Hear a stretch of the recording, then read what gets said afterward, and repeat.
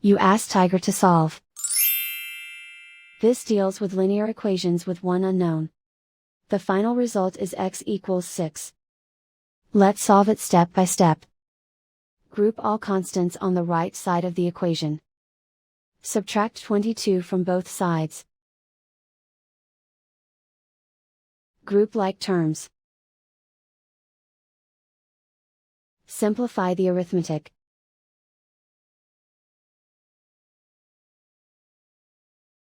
Isolate the x. Divide both sides by -3. Cancel out the negatives. Simplify the fraction. Cancel out the negatives. Find the greatest common factor of the numerator and denominator. Factor out and cancel the greatest common factor. And so the final result is x equals 6.